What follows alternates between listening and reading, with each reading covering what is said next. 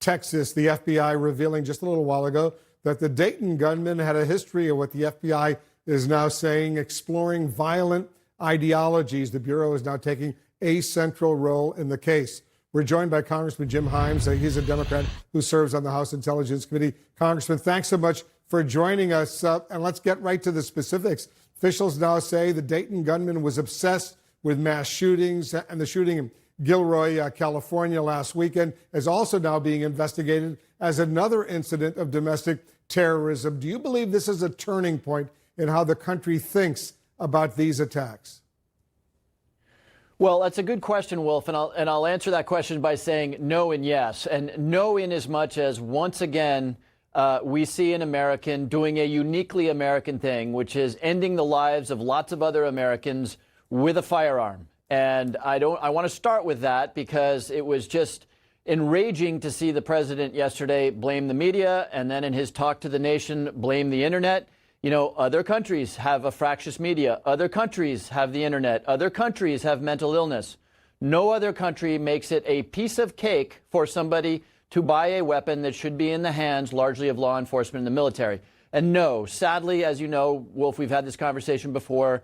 This is going to be a sadly predictable thing where Mitch McConnell is not going to act on the House bills, and we'll have this conversation again a week or 2 weeks from now. Yes, however, on the question you asked, which is, I sense a little bit of a sea change where people are waking up to the fact that domestic terrorism, that terrorism committed by alienated, often far-right, anti-immigrant, and this is not U.S. thing, this is an international thing, people is more of a risk to all of us in our country than the terrorism that we have been fighting since 9/11.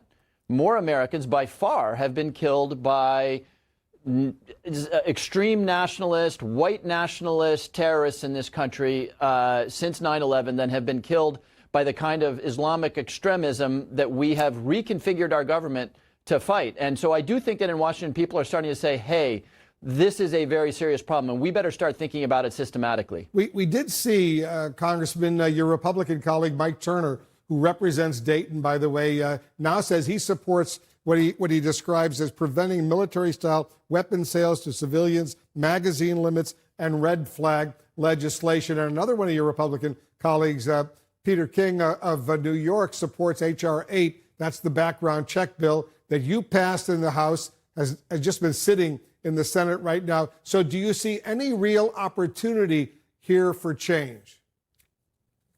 Well, Wolf, if I can sort of amend what I was saying earlier, in the years I've been doing this, we've made very real progress. And we've actually even made some tangible progress. You know, the federal budget for the first time in decades is providing funds to the Center for Disease Control to study gun violence as a public health issue.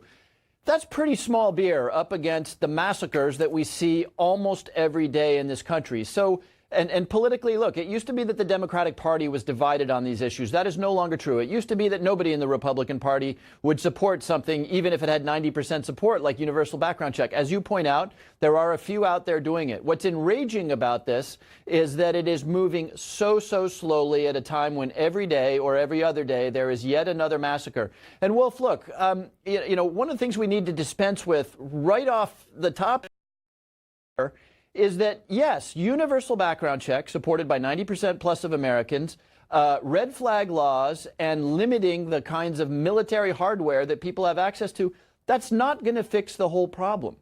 Oftentimes people say, well, this shooter wouldn't have been caught in a background check. None of these things are going to fix the whole problem. But when children are being mowed down in the streets, the objective has got to be not to come up with the perfect solution that fixes the whole problem, but to save a few children's lives. And that's why we need to keep the pressure up on Mitch McConnell and on others to begin to move this legislation consistent with Second Amendment rights that will keep Americans alive. Congressman Jim Himes of Connecticut, thanks so much for joining us. Thank you, Wolf. All right, just ahead, we're going to dig deeper into the violent